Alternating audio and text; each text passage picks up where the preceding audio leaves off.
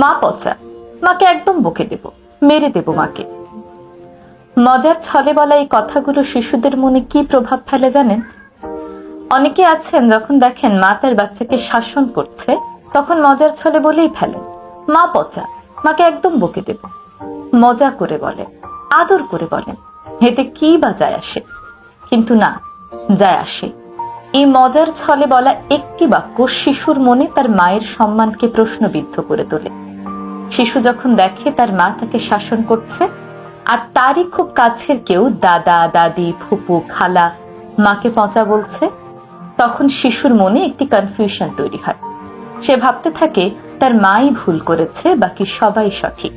শিশুদের মনে একটি দ্বন্দ্ব সৃষ্টি হয়। তারা মুখে হয়তো কিছু বলে না, তবে এই জিনিসটি তাদের মাথায় গেঁথে থাকে। পরবর্তী সময়ে যখনই তাকে শাসন করতে যাওয়া হয়, সে ভাবে সে ঠিকই আছে, মা তাকে অকারণেই শাসন করছে। তখন শিশুদের মনে নানান প্রশ্ন আসতে থাকে। মা কি আসলেই আমার ভালো চায়? যে মানুষটি আমাকে ভালোবাসেন তিনি কি সত্যিই পচা? আমি কি তাকে সম্মান করব নাকি করব না? আমরা জানি মায়েরা তার সন্তানদের ভালো চান, আর শিশুরাও যেন এই মানসিকতা নিয়েই বড় হয়। তাই কোনো মা যখন তার সন্তানকে শাসন করবেন তখন তার সেই সিদ্ধান্তকে সম্মান করুন। শিশুকে বলুন, তোমার মা তোমার ভালো চায় বিধায় তোমাকে শাসন করছে।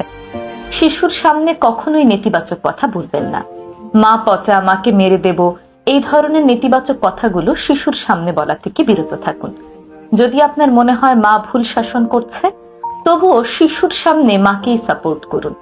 প্রয়োজনে মাকে আলাদা করে ডেকে নিয়ে বোঝান, কিন্তু তার বাচ্চার সামনে কখনোই বলবেন না মা পচা, মাকে মেরে দেব। শিশুদের শিক্ষা শুধুমাত্র স্কুল কিংবা বই পুস্তকের মধ্যেই সীমাবদ্ধ নয়। আমাদের সকল আচরণ থেকেও শিশুরা কিন্তু শেখে।